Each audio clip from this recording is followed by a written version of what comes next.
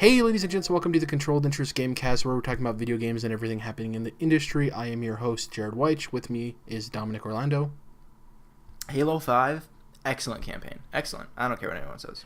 No Jordan this week. Hopefully he'll be back. We're supposed to have a guest on, but things happen. Hopefully we can get that guest on in the coming weeks as well. Let's hop into what we've been playing. Played a little bit of PUBG as usual. Nothing to say there. Was playing some more Arkham City. Got a little bit of time in. After... I don't know where I said. I guess I just said I started the game last week, or I was in the early stages. Anyways, I got to the part where you have to go to the old GCPD building to confront Mr. Freeze, and I realized I was stuck. I don't know if you remember this or not, Dom, but to get into there, you have to use the electricity batarang thing that you have, and hit the door, and the door slightly opens, and then you have to slide underneath it. I forgot that you could slide in Arkham City. It's just not something I remember from Arkham. You couldn't do an Arkham Asylum.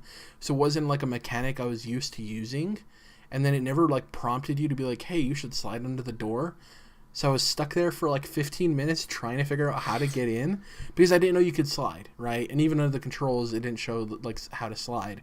So it's just I just didn't know what to do. So I had to wiki it. I'm like, how the hell do you get into this building? And they're like, oh, you just slide under the door.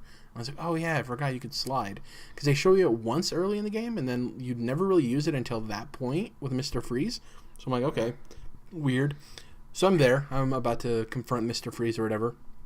Those games tend to have things like that. I remember a few different situations, because there's so many different gadgets, sometimes the mechanics and how you actually works, how they work, and even what button to push to, I don't know. Sometimes it's just a little unintuitive. I remember it took me longer than it should have to figure out how to use the little spray bomb stuff. Oh yeah. Because I was like, what do you mean? It was just one of those things, it just didn't click with me, the directions they gave or something. I don't know. Well, then when you figure it out, it's oh, I guess that's obvious. But I don't know, it's just a little weird sometimes. For this, I think it's no offense to Rocksteady, but I think it's bad game design to introduce a mechanic at the beginning of the game and then not use it until 4 hours in. Yeah. Because early in the game, you go and save Catwoman, right? And then you go and the clock tower gets destroyed or whatever by Harley Quinn. And then you go to Joker's lair, right? And you end up getting captured by him. During all of that, you never slide once. It's never used. It's never hey, this is an area where you slide. Yeah. And then you get to the Mr. Freeze thing, and it's oh, you expecting me to remember the thing I learned in the first 10 minutes of the game that I haven't used since? Very weird, with no prompt either. Very odd. Anyways, still enjoying my time with the game. I'll get back to it. The other game I've been playing, the game I've sunk a lot of time into, Dom, is Graveyard Keeper. Graveyard Keeper is a game I've actually had my eye on for a long time. It was shown off, I think, during one of the Nintendo Nindy showcases. It's essentially Stardew Valley, but instead of managing a farm, you're managing a graveyard. And it's really cool. I didn't really play Stardew Valley, but obviously I've seen a lot of gameplay of it. I'm really into Harvest Moon and management type games like that. And this one, I love the art style. It's a really beautiful game. And the cool thing that I didn't know about is there's a lot more story here than from what I've seen from Stardew Valley. So this game, the game starts and you're in the real world and your character dies, and then you get sent back to this weird fantasy time land where you're the graveyard keeper. And the first person you meet is a skull without a body, and he kind of sets up the tutorial for you. But then you come to find out so there's your graveyard, there's a church next to it, then there's a village you can go to, and then you keep hearing about this place called the town. You come to realize the town is the big capital, right? You come to realize that these people are kind of religious, and the cleric that runs the church in the town kind of runs the town. So you kind of start realizing oh, these people are controlled by religion, right? And religion rules this place. You have to walk between your graveyard, and you have your own house and stuff there too outside of the graveyard with tools and stuff, because you're cutting down trees and gathering resources and doing a bunch of different stuff. As you walk between your place and the town, you find this little gate that leads to a place called Witch Hill. You're like, oh, that's weird. What is Witch Hill? A hill with witches? Turns out it's a place where the head cleric goes to burn witches at the stake and kill them. And he actually invites you to go watch them burn a witch, and you watch them burn a witch. And they have it coming. there's a dialogue option for you to either like get in good with him or like be like really weirded out by the situation. And I'm like, I don't know what I'm doing here character wise, like RP wise. I'm like, my guy doesn't know why he's here at all. He's probably just gonna be like, yeah, good job, burn those witches, you know, yeah, don't kill me. So I'm kind of like siding with him on that. So there's like a bunch of weird stuff going on with the town, and the village just seems like a bunch of like village folk that are just trying to help you out. You earn cash and stuff from resources. So the way you manage the graveyard is you kind of upgrade the headstones and the gates and all the stuff around it. And each grave has like a rating of like from negative to positive, right? So you're just trying to get them in like the positive and the green. Once you get it to +5, because the graveyard starts like at -20.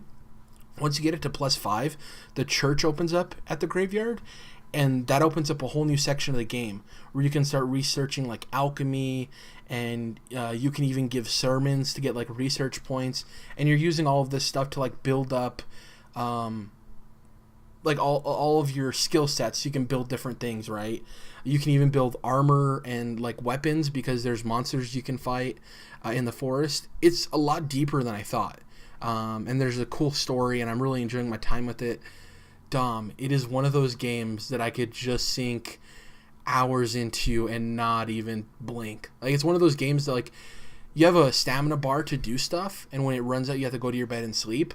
And it's one of those games like when you go and sleep and refill your bar, you're like, I'll just do one more day, I'll just get stuff done one more day. And then you go to sleep and you're like, I'll just do one more day. You know, it's just that loop, because the gameplay loop is like really quick and really solid. I even forgot to tell you how you get the bodies for the graveyard. Like, how do you can bury people, and you're like, probably like, how does that happen?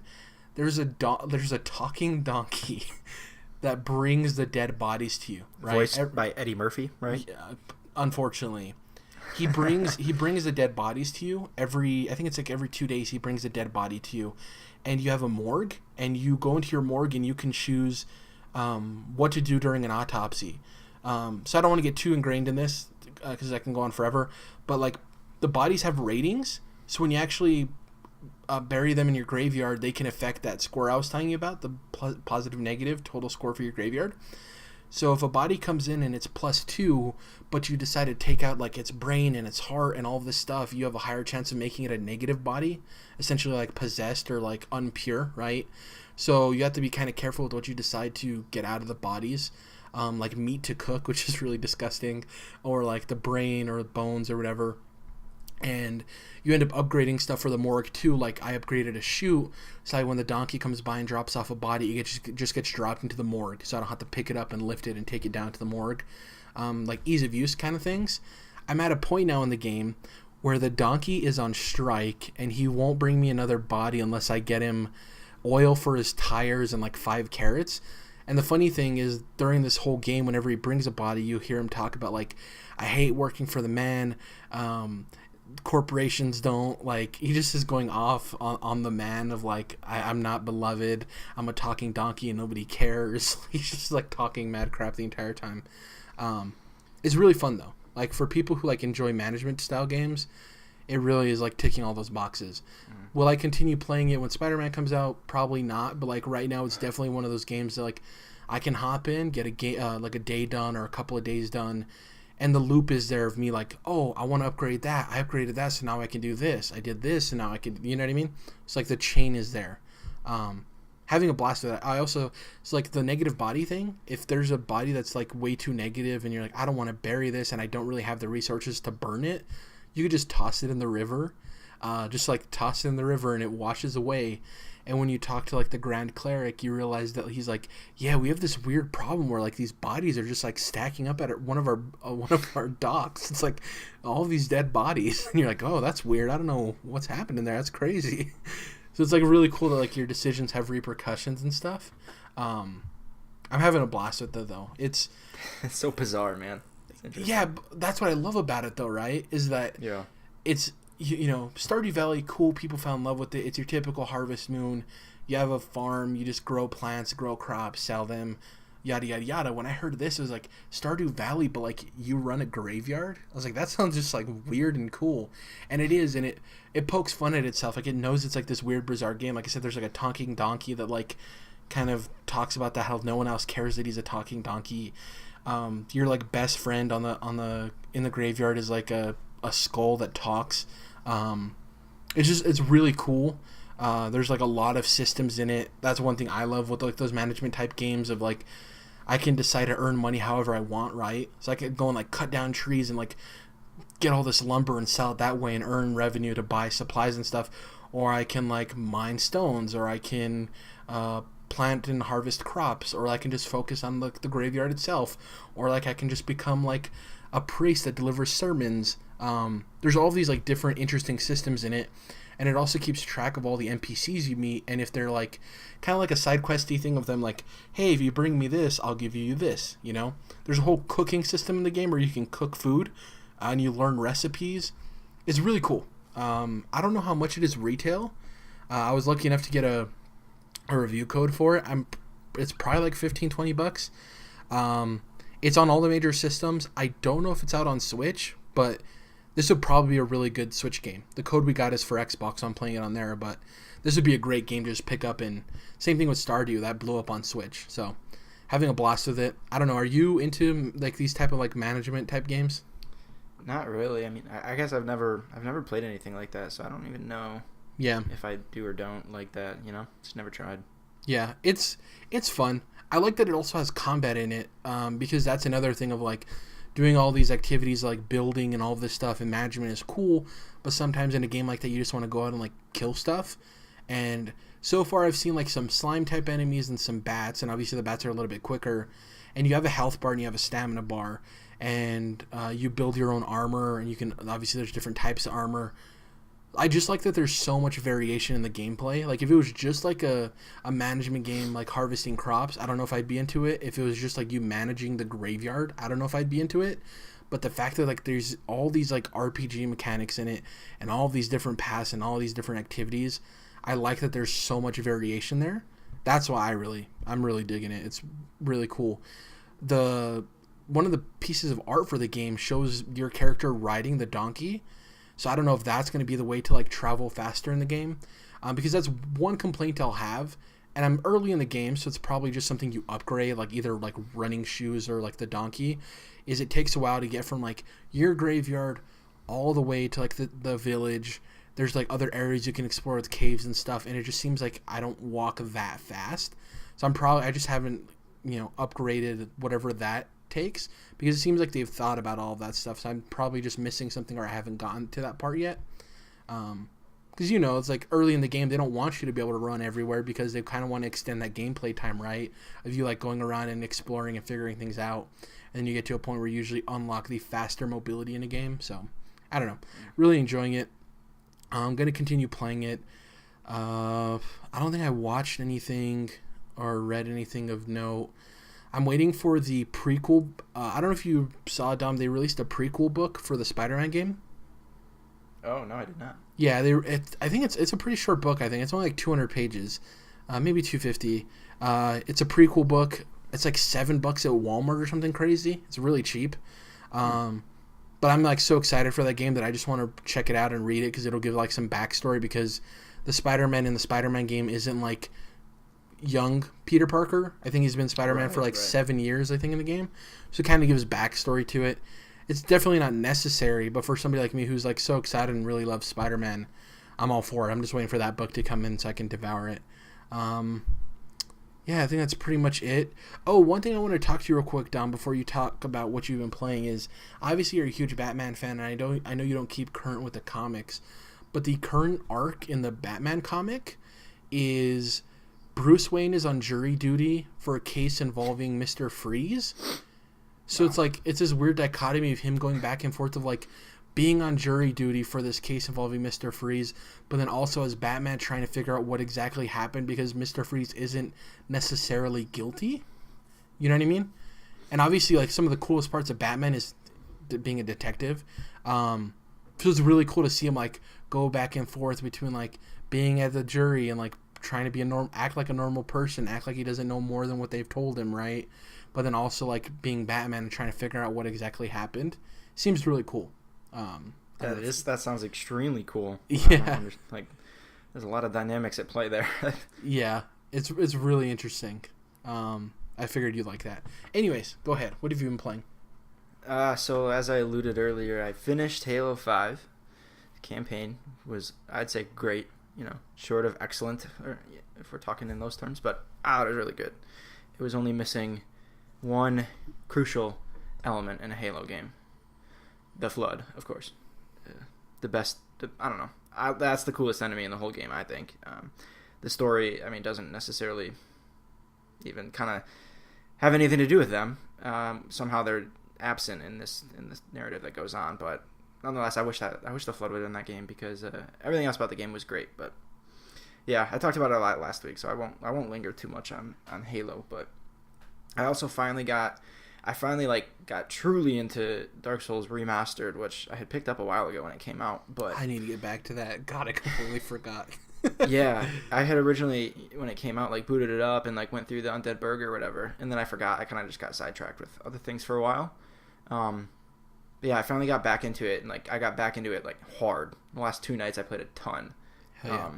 I'm all the way up through Anne Orlando now, which dang, yeah, you're really far. Dang. Yeah, it looks absolutely ridiculous in the remastered version. On PS4 Pro or whatever, looks even better than I remember it, which is oh, okay.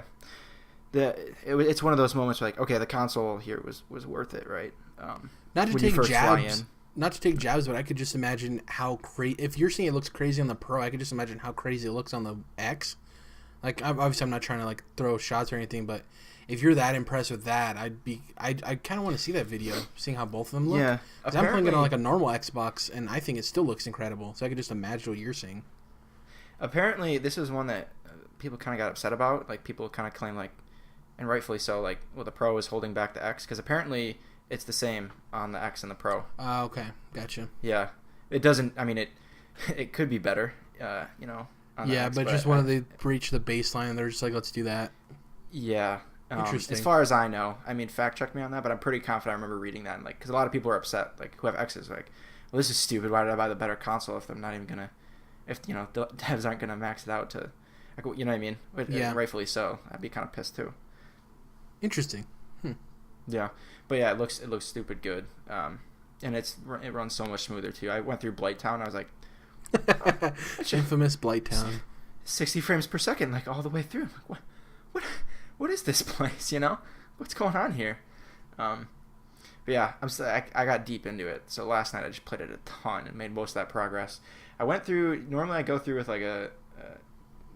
start out with a strength build type of thing, and I end up with a great sword, or a Black Knight halberd or whatever at the end. That's always been my go-to. Because the damage output is ridiculous with those. This time I want to change it up. I'm going for a dexterity type of thing. So oh, cool.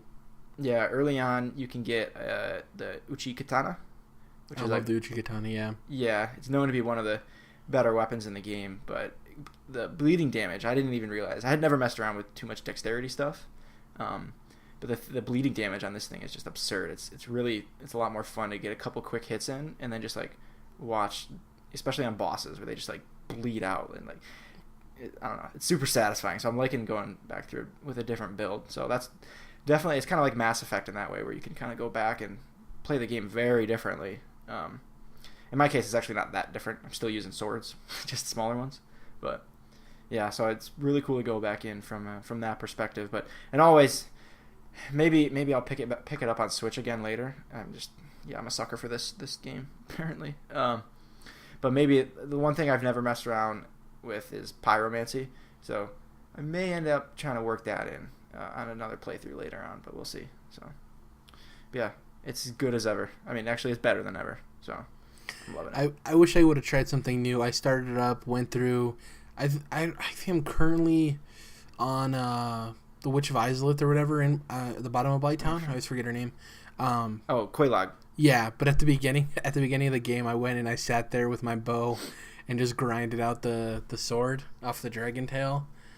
I was just just familiar. Yep. I think I want to play through. I have never done pyromancy either, so that may be something I want to try out as well. No, usually I go for that sword from that dragon too, because it's such an early. It's a nice little secret that early on makes the game a lot easier, and that's when the game is toughest, right? Early on, Yeah. When you're weak, you have very little weapons. You can't upgrade too much. So yeah, that sword makes it a lot easier. But I intentionally skipped it this time. Just because I want to try some different stuff. But yeah. What else was I going to say about Dark Souls? Ugh. I don't know. It's a great game. I love it. I would say, what do you think is the hardest early game boss? I would say, I forget its name, but the like open mouth chest dragon. What is his name? The gaping dragon. He's not that tough, actually. I would say he's the toughest early. Who do you say is tougher than him early game, in your opinion? Early, so like prior to like Sen's Fortress and earlier, I guess would be like the first half. Yeah. I don't know. I'm so skewed because they're all kind of easy to me at this point because I've played it so much, especially the early game. I say the hardest one for new players I think would be the Tauros, not the Tauros demon, the one in the hallway. Is that the Tauros demon with the dogs? That's the Capra demon. He's also really easy, man. No, I'm saying for new players. I think new players find him the most difficult because it's about managing like multiple enemies at once. The first boss is super easy, the Tauros demon or whatever, because you just get like the just drop down on him. Yeah. Well, plus the resin, the electricity resin, just like makes him like a two-shot. Shoot, I didn't even know that. Yeah. If you have the master key and you go into that one like little shed in Blighttown, you get the resin, the gold pine resin, and then he's like a two-shot when you drop down on him. It's like ridiculously easy. Yeah, it's interesting how many things there are like that where they don't tell you things, but like you pick up an item, you know, if you are being thorough enough while you're exploring, and then it ends up being extremely effective against a boss, you know, not soon after. It's something like that. There's lots of things like that it sometimes pushes you in a direction, but it doesn't outright tell you. You know, kind of depending on the direction you know, the order you play through the game in. If you end up going to Blighttown before you should, then you're going to be miserable and get poisoned, and you're going to get stuck down there, right? You're not going to be able to leave because you keep dying and shit. Yeah. But if you went through like the grassy area, like the Darkroot Garden or whatever, then you unknowingly just got a bunch of the purple moss from all those tree enemies, and then you're fine down in Blighttown with that stuff. So, but well, the weird thing with like difficulty and stuff is people always said like the Moonlight Butterfly or whatever was tough, and I'm like, I don't understand what's so tough about it. You just like stand on the bridge and hit it. Like there's like nothing to it. But I guess some people get the thing where like RNG where it just like spams like distance. You know what I mean? Spams ranged. I guess they have trouble with that. I don't know. I've always been confused by that. People saying that Moonlight Butterflies. Really it's easy. like it's like a very easy like gimme. I don't understand. Yeah. I think gargoyles sometimes depending on RNG can be a little like irritating. I wouldn't say they're difficult. Yeah, I'd agree. Yeah. You can that's the other thing. Depending on how you play, like I've played through the game solo, you know, without even summoning like NPCs even.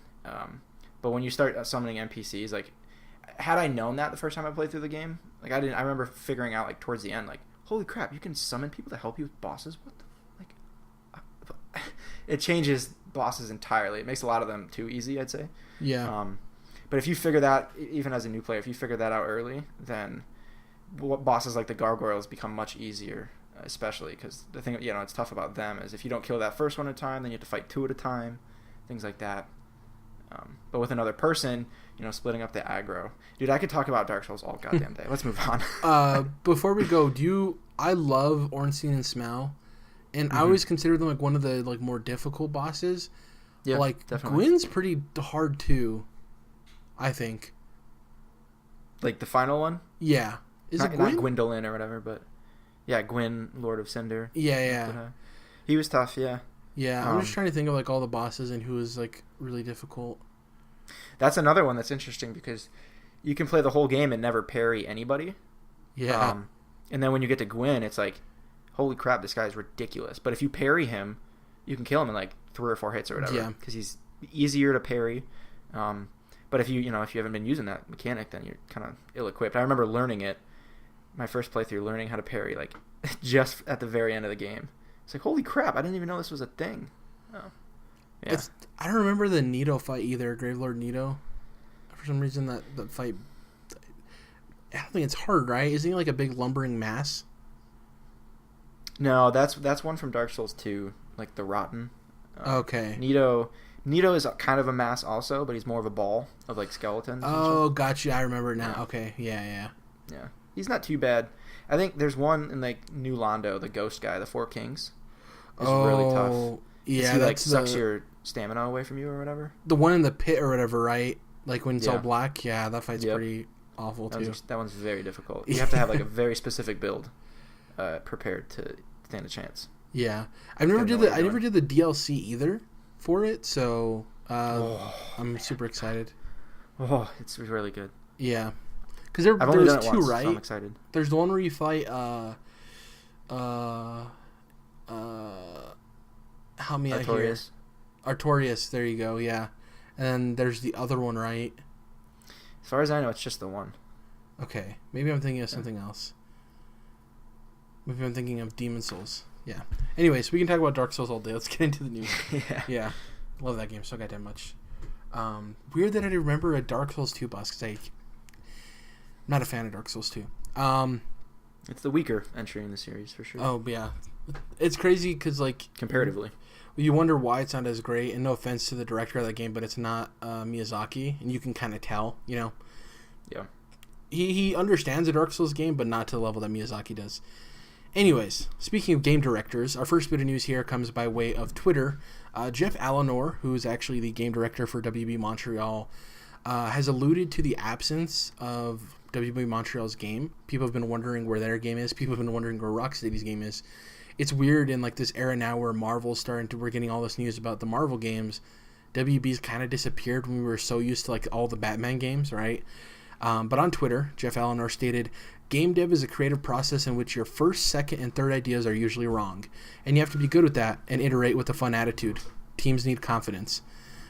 So in this quote, many people believe that he's alluding to the Suicide Squad and Damian Wayne games that were both rumored to be in development and then canceled. So, he alludes to first, second, and third ideas usually wrong. He also went on to say after this, "My team has come so far in the last few months. I'm uncharacteristically cocky about the future. It's so freaking good to see pieces come together." Just a quick anecdote here. WB Games Montreal was founded in 2010. Its only game that it released was in 2013. It was Batman Arkham Origins. And their last content release, the last thing they worked on and released to the public, was the Batgirl story add-on for Arkham Knight, which came out in 2015. The game as well as their add-on. So what do you think here, Dom? For me, I think it's just him, because I'm pretty sure they get questions all the time, right? Of like, you guys have been like quiet for like 5 years. What are you guys doing? And I think he can't come out and say games we were working on got canceled. Him saying, our creative process, your first, second, and third ideas are usually wrong, I think is a clever way to say, like, we've gone through like 3 games all that got kind of canceled or pushed to the side. You think it's that? You think he's kind of just like saying it without saying it to let people know exactly what's happening? Yeah, I think that's a pretty good way of, explaining what otherwise, we'd probably perceive as like development hell, right? Yeah. If we heard some like rumors offhand or whatever, but hearing it the way he describes it, well, and then of course like how the state of the game is now, according to him, that's obviously encouraging, and it kind of puts a lot of people at ease. I think, including myself. I forgot all about them, to be totally honest. Yeah. You brought it up, like, oh crap, yeah, those guys made that game, Arkham Origins, which I haven't actually played. I hear it's kind of like undeservedly kind of hated. Actually, I'd put it similar to Dark Souls 2, where it's again, not played it, but maybe it doesn't get quite the credit it deserves just because of it's going to be compared to what's around it in that case. Yeah, and it's not a Rocksteady game. Yeah. Right, different studio. And Dark Souls 2 is, different director at least. I'd say that's actually... So there's some similarities between the two scenarios. But anyway, this is interesting because I would hope that, we hear something about what this is. Hopefully this year. I don't know. Soon, I would hope. Something. I assume it's a superhero kind of thing. Probably in the DC world, right? Yeah. Well, I mean, WB also owns like the Ninja Turtles, and there hasn't really been a good Ninja Turtles game in a while, so that would be pretty dope. Yeah. I'm glad that he came out and said something without really saying much. That whole thing is difficult because obviously they're under NDAs and stuff, and I think the reason he came out and said I'm uncharacteristically cocky about the future, I think as a game director, you're kind of in charge of morale for your team as well. and working on a team where 3 of your projects have been sidelined, that's tough, man. Like, going through pre-pro, no matter how far they went through, on like 3 different projects and having all of them maybe turned down or not work out how you expected, or maybe they, WB comes down and says, we want you guys to do something else that's going to be more profitable towards what we're doing. That's tough, man, to like start. This is their 4th thing that they're doing. I would hope they're confident in what they're doing now, but I'm glad that whoever it is, if it's WB Montreal or if it's WB their overhead or whoever it is, I'm glad that they're not just trying to like push out games to just push out games. I'm glad that there's some level of quality control. We assume maybe it's just like some things fell through, but maybe it's quality control of them being like, no, this game isn't really gonna work out. So I don't know, we'll see. That was an interesting story. We haven't heard from them. We haven't really heard from Rocksteady either. People are wondering what the hell's up with them. The other thing that I forgot to mention in this, you know how many employees WB Montreal has? 117. No, the fact that they haven't released a game in 5 years, they have 500 employees, Dom. Oh, WB damn. Montreal has 500 employees. Man. Which puts this into perspective. The fact that they have had 3 games and they've been canceled, depending on when all of those were canceled, it still means that like their game could be relatively close with 500 people working on it. You know what I mean? I mean, dude, it better be. Otherwise, the shoe is gonna drop, or is that the phrase? Whatever. That's a long time, and Arkham Origins isn't exactly still flying off the shelves at full price. So like, that's a long time of not bringing in revenue.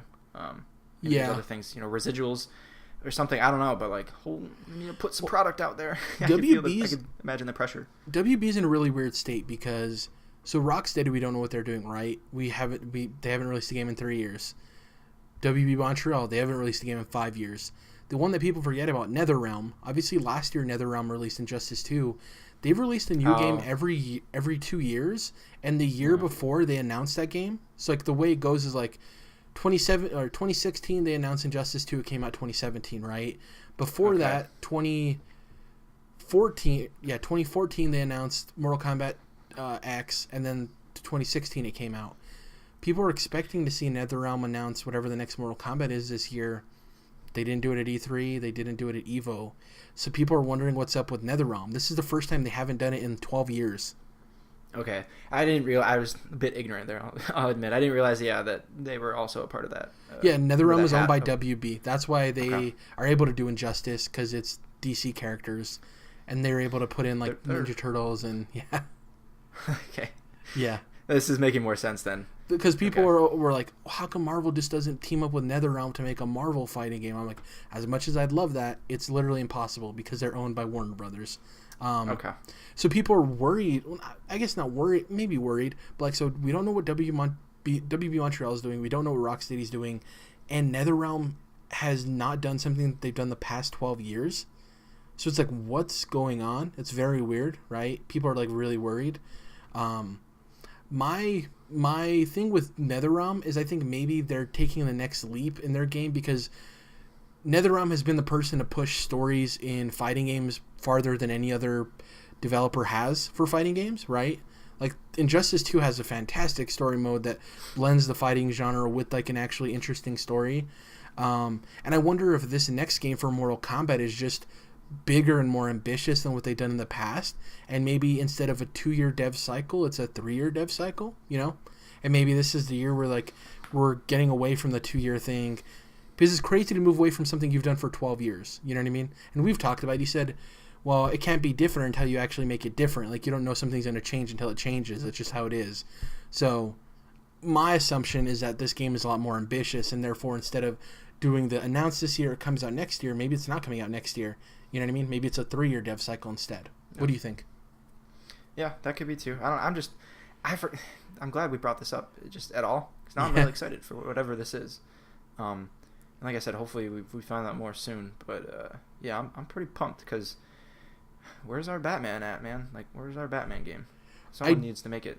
I don't think Rocksteady's next game is going to be a Batman game. I'm not sold that it's necessarily a Superman game, but I don't think it's going to be Batman. I could totally see WB's game being a Batman game. Yeah. We'll see. Who knows? Let's get into some quickie news here. A bunch of news stories that we can touch on a little bit. We don't need to go in depth, but if you want to, we can talk about it a little bit. The first one, Madden has surpassed 130 million copies sold lifetime with the release of Madden 19. So the franchise as a whole has hit 130 million copies, which is awesome. I think right now it currently sits with like probably GTA 5 or something. I don't know. But it's funny to put that in perspective of like GTA 5 has sold over 100 million copies. It's one game. Yeah, and Madden is like one of the most profitable and best-selling games every year, and it just hit 130 million lifetime. That's crazy. Then again, it's like Madden is only really popular in America. Obviously, other countries buy it, but like the wholesale is in the United States. So it's still cool though. 130 mil, a lot of copies of a game. Second news story. You said you had missed this. Crystal Dynamics opened up Crystal Northwest, which is a satellite studio located in Bellevue, Washington. My assumption, they're just getting more manpower for the Avengers game. As we've talked about many times before, Crystal is working on the Avengers project.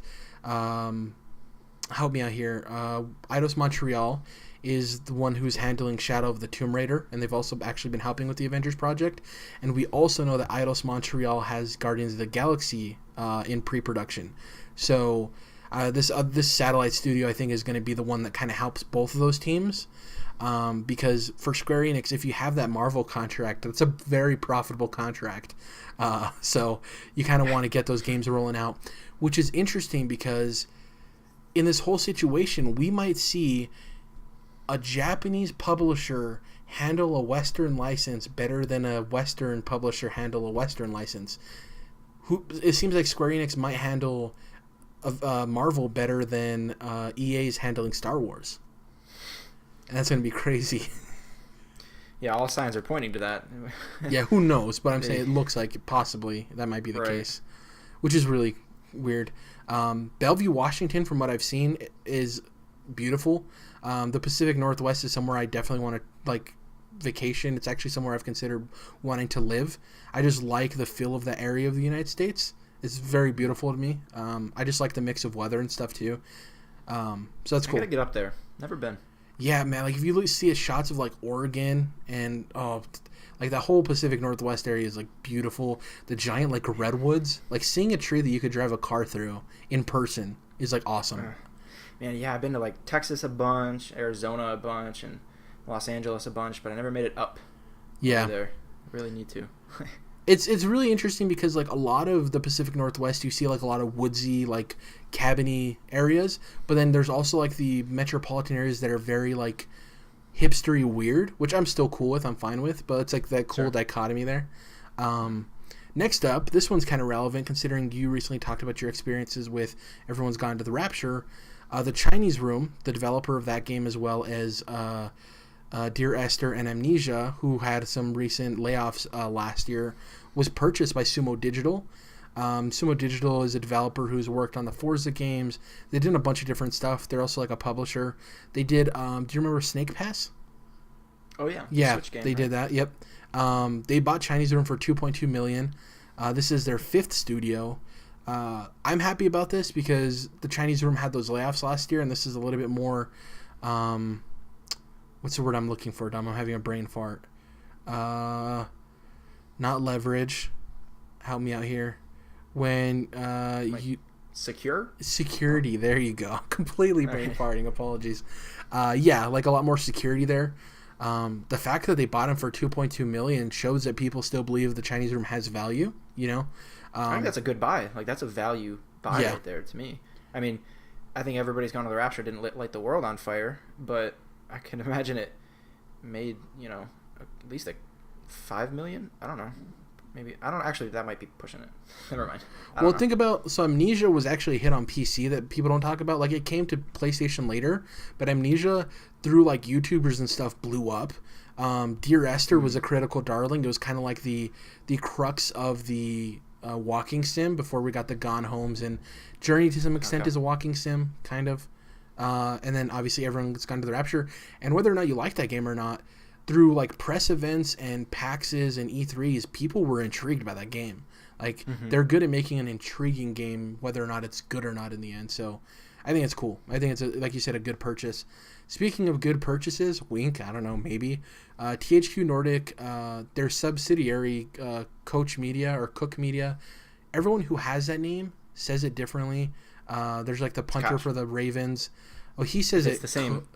If it's like one of the Koch brothers, then it's Koch, right? Well, the punter for the Ravens who has that last name says it's Cook. Well, yeah, everyone has their own. That's why I said if this is like the same people that own like half the world or whatever, then it's Coach. If they're owned by THQ Nordic, I don't know if they're the same people. You know what I mean?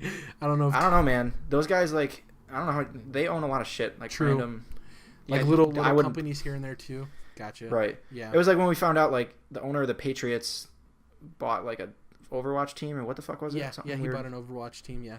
It's like what? I don't know. The Boston Uprising, I think, is what they're called, something like that. Anyways, Koch Media bought Time Splitters. Now, Time Splitters is like a very beloved nostalgia franchise. I really have no touch to it. Like, it's not really something that gets me going. I wouldn't say it's not mega popular by any means, but I do think it's not super niche. Like, I do think that if you make a budget solid 7 Time Splitters game, I think you can turn profit on it. And people are complaining, like, what is THQ Nordic doing? They're buying all of these properties that aren't going to make them money, like Darksiders. I think instead of taking the AAA blockbuster approach, I think what they're doing is they're getting all these properties that have a really strong audience. They may not be huge, but really strong, and making these games at a budget which satisfies the players, but also doesn't like bankrupt them, and just turn profit on those. You know, THQ Nordic isn't EA. They're not trying to make billions of dollars. I think THQ Nordic is actually funded mostly by like an eccentric billionaire dude that just wants to like get invested in video games.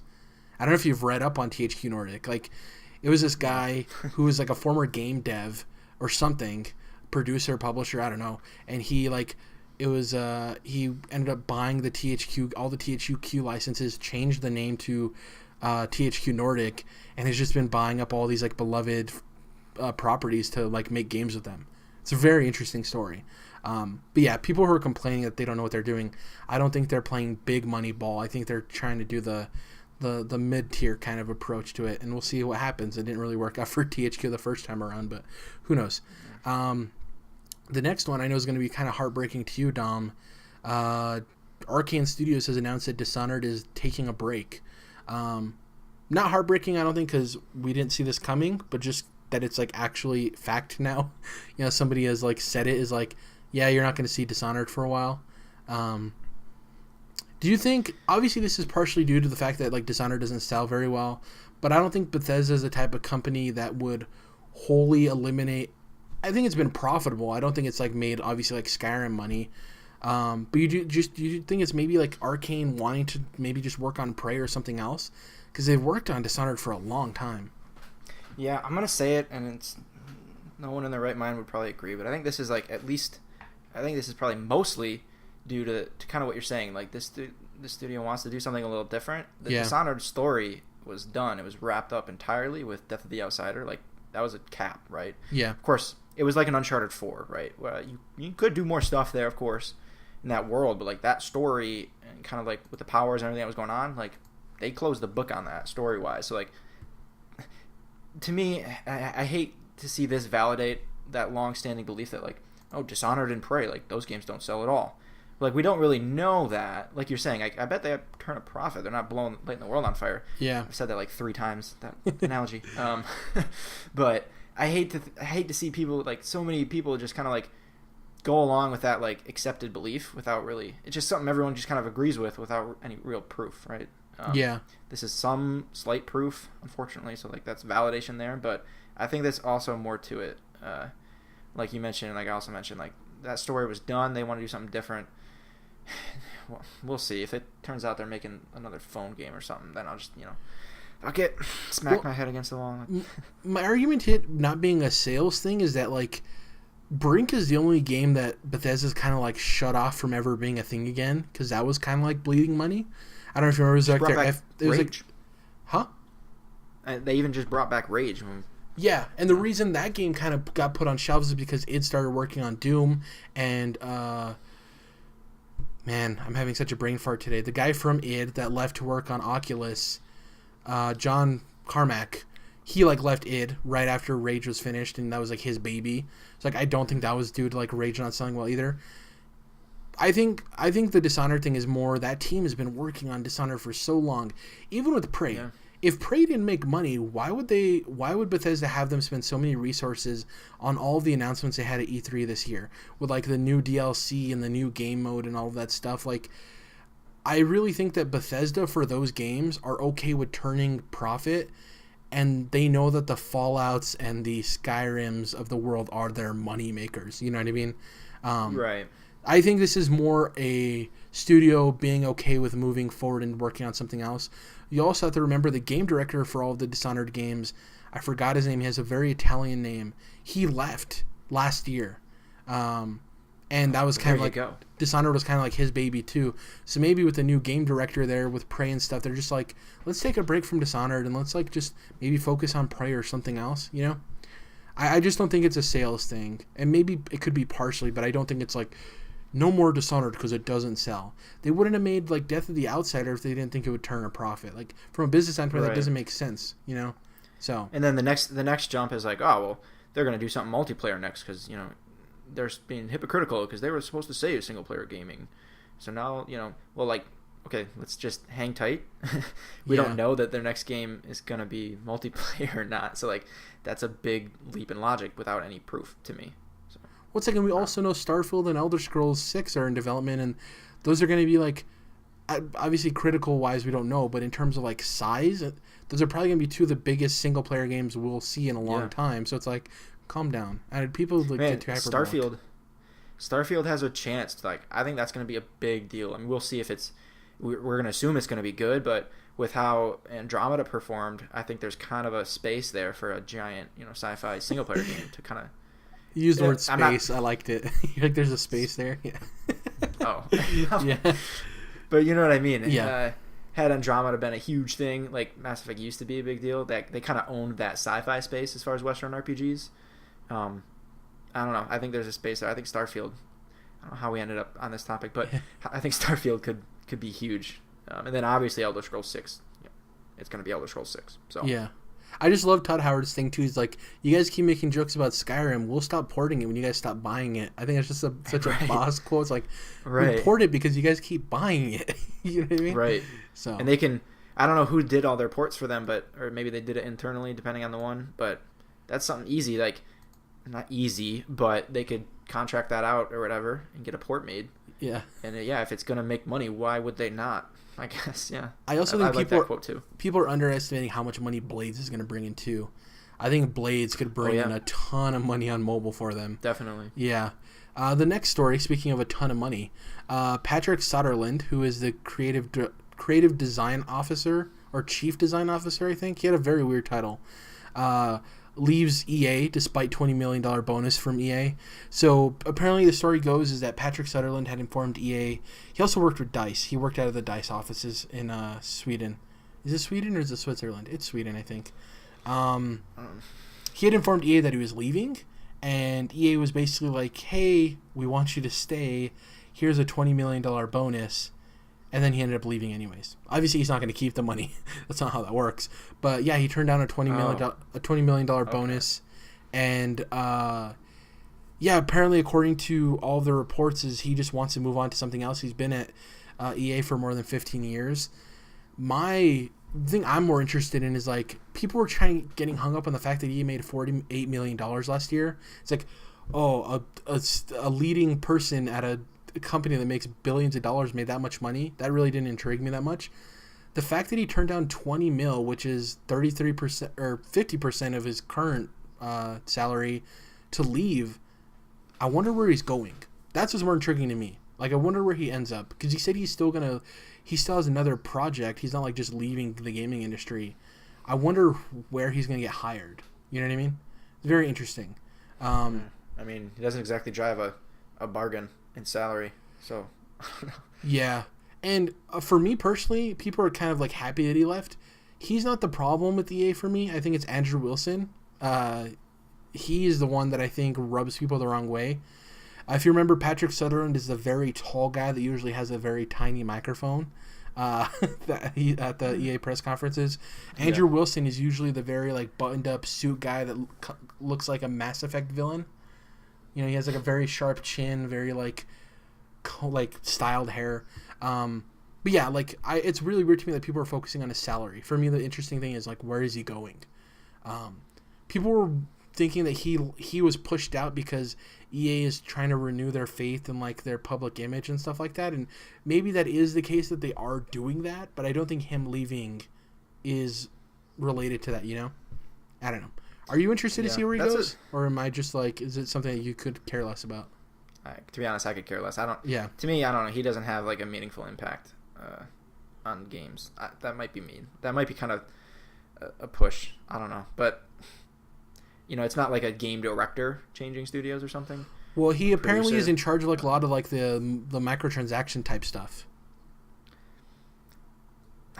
But that is important though, Don, because if he gets hired at a studio you like, there's a chance there that the game you're expecting could have these microtransactions that EA necessarily hasn't done the best.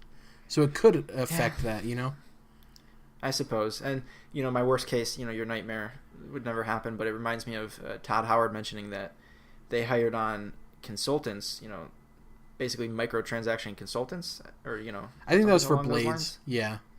Yeah, it was for Blades or Fallout Shelter or whatever. And they kind of listened to them, and like most of their ideas, they're like, "No, that's way too much. Let's get out of here with this trash." Right? They said it was too gross. So that's at least one studio I have confidence, that they wouldn't do it. Not one. I mean, one publisher I have confidence that wouldn't do something like. Obviously, there's other reasons they won't hire this guy, but I don't know. I don't see that being a big problem if he goes somewhere. Maybe THQ Nordic. I don't know. Turn their games into Pachinko machines or whatever. I don't know. I don't have much for this one. I'm going to be honest here. It's fine. The next story here, Walking Dead, the final season, will release all 4 episodes in 2018. This came out, they released their full schedule. This is surprising because this never happens usually for a Telltale game, much less the Walking Dead games. The way the schedule works is that episode 1 came out on August 15th. I have it downloaded. Can't wait to get to it. The next one comes out the end of September. The third one comes out the end of November. And the last episode will come out in December 18th, I believe. So a week before Christmas. As we talked about in the pre-show, I don't think Telltale has ever delayed a game that had a specific date. I know they've delayed when they gave like a window or a month, but I don't remember the last time that they actually delayed an episode that was given like a date. My assumption we were talking about is that their last release was like at the end of last year, so I think they've just been grinding out on these, and I think they're probably done and they're polishing. And I think that's why they're confident, because they've never done this before. I think that's why they're confident in doing the release schedule. So I'm excited that they're all coming out in 2018. I'd like to finish a Walking Dead game in less than a year and a half for once, or a Telltale game. Right, and I mean, like, I think you're right that they're in a good position to put these out when they say. But the reason that you're devil's advocate here, at least the reason they've never had to delay a game, is because they usually don't. They announce the dates as each episode comes along. So like it would be kind of hard for them to have to delay it because they wait like a week or two before they release it to announce the date usually. Yeah.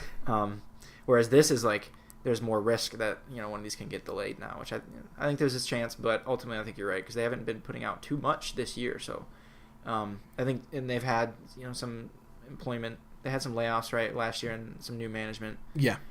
We already talked about this and I can't remember the details of that, but yeah, I could see this them going a new direction with how they release these things. And so I definitely appreciate having the schedule out full ahead. And of course, the it being all this year is cool too. And it's only 4 episodes too, so usually it's like 5. The thing I want to clarify is during saying the release dates, I said late September and November. Those have like specific day dates. I just couldn't remember them off the top of my head.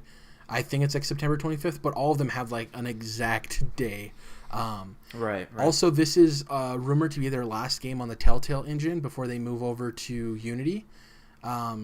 People are probably clapping and excited for that. We've talked about this before, but it's so funny to me that whenever I hear people complain about the Telltale games, I know they have issues. I have never encountered the game-breaking bugs or any of like the issues people talk about. So to me, I'm like, what is this Telltale you're speaking of? I've never experienced this. I'm just like super lucky, I guess. Yeah. I've seen the videos. Don't get me wrong. I've seen like the floating eyeballs and the Joker like freaking out. Yeah. But I've never experienced with the first Batman. Yeah. Yeah. Do you think they'll do a third season of Batman? I'm sorry. I think so. Do you want one? I haven't finished season 2. I mean, season 2 was it was not great consistently. So if it's good, then yeah, I want a season 3. I guess. Yeah, that's kind of a cop out answer, but it depends what their plans are. Because season 2 was ultimately it was good, but during the whole middle section, I was like, okay, there's some nonsense going on here, and I don't really care about a lot of this. It ended out pretty cool, but yeah, it just depends on what it ends up being if they're gonna do it. Season 3 for Batman, but I don't know. And Batman, correct me if I'm wrong, Batman season 1 and 2 came out 2016, 2017, right? Maybe 2015, 2016, 2017? Season 2 was across years. I know that much. And sorry, go ahead. I just remember that because I remember not knowing which year I should consider it for Game of the Year in. Because it was 2016 or 2017, I believe. I think like the last 2 episodes were the new year or something. I think that happened with season 1 too. That's why I think it was end of 2015, beginning of 2016, and then end of 2016, beginning of 2017. Yeah, that sounds right. So they came out like relatively after we got the Rocksteady games. So it's like it filled that Batman hole. Now we're just waiting for any of those WB studios to announce Batman or Telltale. Just waiting on that Batman. Our last story, it's our topic. It's not like super juicy, but it is something I want to talk about with you because obviously we've talked about Xbox's lack of like AAA exclusives, and they don't really have anything to compete with like Super Mario Odyssey or Breath of the Wild or God of War or Horizon Zero Dawn, but they are trying to do that, and we've seen strides towards that. Their studio that they built in Santa Monica, The Initiative, they recently announced some hires, maybe by accident, maybe by not. The guy who runs The Initiative posted about on LinkedIn about the new hires, and then he removed it, but somebody obviously on the internet took a screenshot. The AAA-studio, as it's been pitched, that recently formed to create stellar exclusive games for Xbox, recently hired a bevy of talented folks. The hirings include Christian Candamessa, lead writer for Red Dead Redemption and Shadow of Mordor.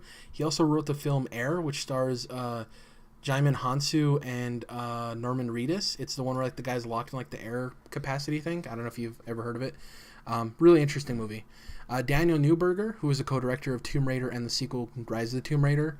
Brian Westergaard, who is a producer at God of War. Heard that game turned out pretty well. Blake Fisher, former senior director of portfolio and planning at Microsoft.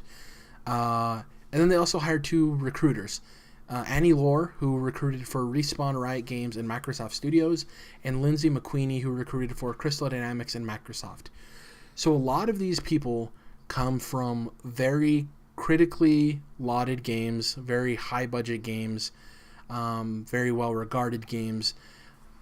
I just want to we can talk about the hiring specifically, like there's a name that jumps out to you from where they're from. We can talk about that, or if you want to talk about it as a whole. The hire I want to talk about first is probably the one that isn't the most like glitzy and glamorous. The last guy listed, Blake Fisher, the former senior director of portfolio and planning at Microsoft. If he was the senior director of portfolio and planning, I think he's probably being brought in as like a project manager. That would be my assumption of like maybe trying to get everything set out of how they're going to plan their development process. That seems like the most logical move from his previous job. And the recruiters being people who have recruited for other major studios gives me a sign of hope as well, because all those companies listed have made excellent games. So to me, they kind of have a good eye for talent. So that's really important as well, obviously, when you're making these type of games. Is there anybody that you want to talk about or anything specifically? No, not specifically about the people. Obviously, I said it before in one of our chats, like the studio's going to be primed to just put out something fucking awesome. I mean, you never really know if like it's all going to, gel, be cohesive or whatever, but they have, it's everything is going right for them, right? And they're putting all the right pieces in place. The other thing about this that maybe isn't said enough is the effect that this is going to have, this kind of thing has like on the entire industry, right? Where other studios now have to be like, oh shoot, like our talent is getting poached, right? Yeah. We need to like, whether it's increase salaries or allow more creative freedom or whatever, what I mean. That's an effect that is gonna see these other studios like fucking, what do they call it that makes God of War? Oh my goodness, Santa Monica. Santa Monica. Santa Monica, yeah. And all these studios are like, oh crap, like we put out an awesome game. I mean, that's always to be expected when you put out an awesome product, right? Like, we got to keep our people here because now all of a sudden, their value just went way up in the market. So that's just another piece to think about. That's a good net effect, I think, in the industry overall. Yeah. And we don't know if this game's going to be good, but to give you a sports analogy, I mean, you're bound to win more games with LeBron James than without him. So if you can have multiple LeBron Jameses on your team, you might not win a championship, but you're way more likely to, Right. So it's like, college recruiting, right? Like, every recruit doesn't always pan out or whatever. There's lots of misses, but generally Alabama and Ohio State, who have like the top 5 recruiting classes every year, through the law of averages, they're going to be better overall. Exactly, yeah. One 2-star guy that becomes great doesn't disprove that, right? So. Well, and the great thing is if you hire people who are experienced and talented at higher level positions, and you have the ability to possibly bring in other people to balance the budget in terms of salaries, you can bring in people that are younger that can learn from people who are really experienced, and you can have a really good team building where those really talented people can mold the younger employees, and you'll have a nice cycle of people. So if your top end people do get poached, they learn from great people, and you have other people in the wings. You know what I mean? That's the balancing of it. Like, you want to bring in these top level people, but you also want to bring in some people that are budget friendly, but that can learn and become great in their own. Because we're talking about these people like this producer of God of War. Who's to say somebody that they bring in who isn't known ends up being known as, he produced the Initiative's first game? You know what I mean? So, yeah. I'm excited. Like you said, who knows if this game's going to be good, but hearing all of these people come together really gets me excited for whatever this game is. We kind of see their specialty here. A lot of it's like third person, so we can assume that's going to be like third person narrative driven, but who knows? Because some of these, like Tomb Raider is like partially open world. It's like open area. Red Dead's an open world game. Shadow of Mordor is an open world game. But then God of War isn't really. When you think of like an open world game, it isn't that. You know what I mean? So I'm really excited. It's going to be a while before we see anything from them. How would you feel, Dom, before we close out? I know we're not necessarily fans of hearing about games like super in the distance, but how do you feel if we even got a hint of what the Initiative was working on at next year's E3? Like, what would be the smallest hint that you would be okay with? Like, is it just a title? Is it a title and concept art? Is it just like, hey, we're working on it, we'll tell you about it later? Like, what's the bare minimum you want, specifically? Or them not show up at all? Probably, I think they'll be in one of those videos, not dev diaries, but like where it cuts from devs, from the different Microsoft studios. Yeah. Because they're going to do that, kind of showcase what their different studios are doing. I think you get like, just a quote or whatever from like someone, and it says like the Microsoft Studios or whatever, the Initiative in the bottom, right? And it's just going to be something incredibly generic, like we're doing something great and innovative, and, you know what I mean? Something that doesn't really mean anything, not like an actual game logo or anything like that. I think that's probably what you see next year. And then what I do think is whenever they announce their new consoles, I think that's when we see a trailer or whatever it is they're doing, right? To kind of showcase like boys and girls, like this is what's coming, like Xbox Scarlet motherfuckers, right? Excuse my language, but that's, you know what I mean?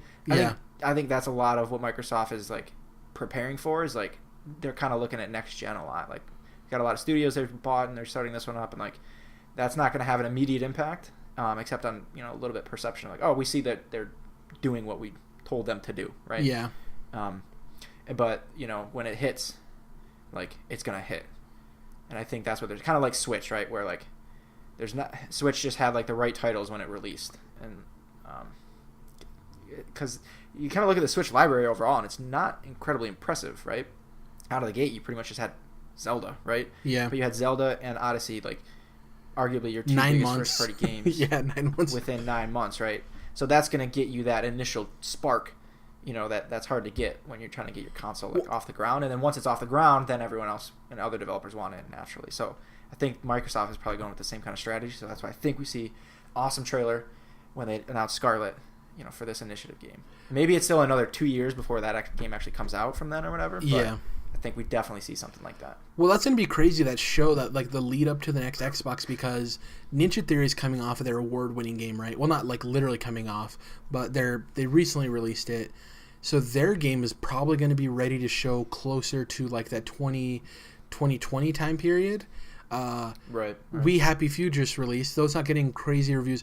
from what I've read, and obviously I haven't played the game yet, from what everything I've read with We Happy Few, it seems like a lot of the issues are just polish. Like, because all of the complaints that game is getting is like, there's bugs. It's like, it just does. It's like not fully fleshed out. Every review I've read says, oh, the core mechanics and what's built here is great. They just don't execute on it. So for me personally, reading that, it's like, well, now that they have Microsoft behind him, that gives me hope. Because if it was like a game that came out and was just like, oh, this is just a bad game, that's one thing. But it has potential. Yeah, but to hear like, oh, this just was a game that had all of this good core but just couldn't execute, to me that's, oh, indie studio, right? And obviously some indie studios pull off the polish. I'm not using it as an excuse for that studio. But going into their ownership now by Microsoft, I think it gives me confidence in that, right? So who knows? Great. But like they're another studio that we could hear about soon. I still am of the belief that I do think Microsoft is going to buy Studio MDHR. Like I really do think they're going to buy them. Just like the fact that we recently talked, was it last week, that 3 million copies sold for Cuphead? Name another studio out there that can make a game that looks like that.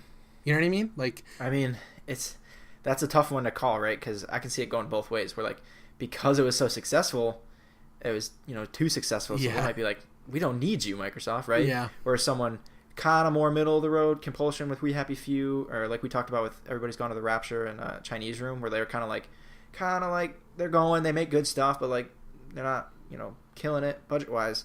I could see that being the other other option is MDHR just is kind of like, we don't really need you. We'd rather make our next game on every console, and then, you know what I mean? Now we have the clout, and we can make even more money. Because the security to me is there for them, right? Their next game should do well. And so it's a tough call to make if you're running that studio. The thing people forget though with Cuphead, so you know how Inside came out Xbox exclusive, and then it came out on PS4 like a month later. The reason that never happened with Cuphead is because Cuphead was actually partially funded by Microsoft. Mm-hmm. Yeah. I remember that now. So they have a working relationship there, even closer than like some of the other exclusives. And I love that studio. I'd like to see the other one we didn't talk about that could be ready for that 2020 showcase too is Fable. Yeah, the Fable developers, the Forza Horizon guys. What are they called? Playground Games. I forget their name. Playground Games. Yeah, like they're a potential there too. So it's like everything is lining up for next gen. It's like all of these things. Right. Like boom, boom, boom. Think of it. I mean, you'll have presumably Halo Infinite. Jesus, Halo Infinity or Infinite. Infinite. It's infinite. It's infinite. Okay, and then potentially like an awesome new Fable game, right? Yeah. Like headlining like your new console release, like that's your Breath of the Wild and Mario Odyssey for your next console, right? Like, yeah, and then if Ninja Theory's game, if they got those out, if Ninja Theory's game can fit that like Mario Kart space, like that 3 months, like because it was what for Switch it was Breath of the Wild in March, then it was Mario Kart like in July, August, something like that, and then obviously Odyssey in December.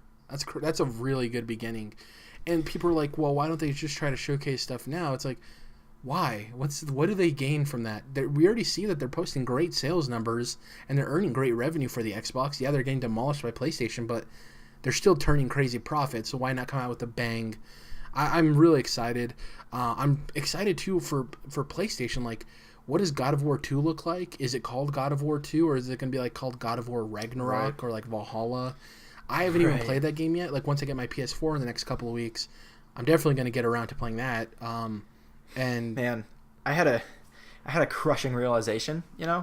Someone asked a question in a Facebook group, like, what if PS5 came out and it wasn't backwards compatible, didn't PlayStation Now wasn't still on par with Games Pass or whatever, and like there's still no cross-platform stuff. All the things Sony's getting bagged on right now. What if they continued with these types of policies and put out PS5? Like, would you buy it? And I'm like, shoot, I would, even though I wouldn't like it, but I'd be like, I need those exclusives are just, you know what I mean? Yeah. So like that made me like shiver, like, oh god, don't do this, Sony. Like, they might think they can get away with it, and to an extent they might be able to, but I think it would be a mistake long term. But I don't know. Well, I just had to put that out there. Dude, I'm interested to see the value. We're going a little long, but I won't make this too long. I'm interested to see the value of Game Pass when it comes to next gen, because the hardest thing when buying a new console is financially, it's spending that much on a console and then trying to still justify buying a game too. It's just like a lot of money. And non-financially, in terms of just entertainment, usually launch titles aren't very good, and there's not a lot of games at launch. Right. The thing is that Xbox has Game Pass, so for like $10 more when you buy your console, you already have a library of games, and you could just wait for other games to come out. On top of that, with backwards compatibility and Game Pass, that's already a huge launch lineup. So many games. So it's like you already have built-in value for buying the next console because you're not losing anything really. You know what I mean? That's the crazy thing. Right. It's because you have Game Pass and you have backwards compat. It's going to be interesting. Like I think there's going to be plenty of people like you that are like, well, I mean, Sony's exclusives are rock solid. I'm still going to get it. Yeah. But I think assume Horizon Zero Dawn is going to launch with PS5, right? That's a pretty safe assumption, or close to it, right? So I'd be like, I would want to wait until it gets cheaper, but like, you know, if that game comes out, I can't miss that, you know? But I mean, here's the thing too, the thing that we don't talk about is like, we're more of the hardcore people. There's like majority of PlayStation 4 owners are not loyal. They're the people who heard, oh, Xbox sucks, oh, don't get it, get the PS4, yada, yada, yada. And a lot of them don't even play the exclusives. Like, God of War is it the best-selling exclusive on PS4? I'm pretty sure it is, right? I think we talked about that. Yeah. Yeah. I think so. And it's what, like, it's going to... Until Spider-Man. It's like, what, 8 million, 9 million? Something like that? Something like that. That's, what, like 10%, a little over that, like 12% of 84 million units that bought God of War, one of the greatest games of all time, apparently. So it's like... I think if you add enough value, Xbox can take away a ton of people at launch. They might not win over you because you'll still want your PS5 for those exclusives, but I do think people drastically underestimate the people who are just the casuals who are like, oh, we're all buying this one this time? Okay. And they just don't care, you know? Yeah. So, no, Sony, if they behave how they've been, then yeah, they'd be opening a door, you know, for Xbox to at least make this thing, you know, even, right? I don't know. To me, like the biggest difference between this gen from previous gens is whatever percentage of people now own digital games, right? Yeah. And way more people have trophies and are ingrained in that ecosystem. So especially owning games, like you would want to keep them. But if the PlayStation 4 or if PS5 isn't back compatible with PS4, then it's like, well, then you're starting fresh. You're losing all that network value that you created. Yeah. By getting people ingrained in your environment, you're basically throwing that out the window. Yeah. And now you're saving a lot probably, on like renewing those licenses for a new console or whatever, and then people rebuying the remasters inevitably. But I think it would be a mistake in the long run. Like, cause that's the biggest draw right now. Like, people own digital games, and if you can carry them from console to console, like, they're not going to want to switch, right? Like, yeah, because you already own so much in that ecosystem. It's going to be tough to justify unless the stuff you own is now rendered useless, right? So there was a gamesindustry.biz article that I want to talk about probably when Jordan's back or at some point when we need another topic to talk about. But it was very interesting, Dom. It said that 25% of like checkouts for video games get abandoned from Sony, from Xbox, from Nintendo. That 25% of them just get abandoned because the checkout process is too complicated, quote unquote, which is funny to me because I'm like, it's two buttons. But apparently that's why publishers and these big companies are looking towards subscription services because of the auto renew and all of that stuff. Apparently, like 25% is a huge chunk of sales, right? That you're losing. So that's why they're looking towards these subscription services. So the article actually goes into like that's why like EA is looking into it and Ubisoft, and that's why Xbox has been doing Game Pass. Not because it's sales that they're not getting anyways, but if you're able to get the 75% checkout on top of the subscription thing, it's just like absurd the amount of revenue, right? It's a very interesting article to actually like read into and stuff. But it's like those business numbers, man. They're like, we need more money. That's pretty much it for this week's episode. In terms of what I'm going to be playing, more Graveyard Keeper, more Batman Arkham City. The one thing I forgot to mention, The Messenger got a release date.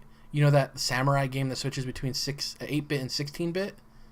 It's like ninja and a samurai. No. It's probably going to be this year's Shovel Knight, I would assume. Shit. Yeah, it looks crazy. Comes out the 30th. Also, 30th of August, and only coming to Switch and PC, and it's only $20, which is a very good price. Super stoked for that. What else? Can't think of anything really. What about you? What are you going to be playing? Just Dark Souls Remastered. Dark Souls. So you're not sure if you're going to get it in October for the Switch? I don't think so, but who knows? It's $40, so I might be tempted. Yeah, that price point. We'll catch you guys next week. Hopefully Jordan's back. We might have a guest as well. Have a good week. If you can, please follow us on iTunes. It really helps us out. Leave us a review. Rate us 5 stars. Subscribe to us on YouTube. If you want more in-depth about the quickie news stories that we cover or anything else, all of the links are available in the description of the YouTube video. And follow us on Twitter at CTRLINT, that's controlled interest abbreviated. I am at Jerrad_. Dom is at Dom's Oreos. We'll catch you guys next time.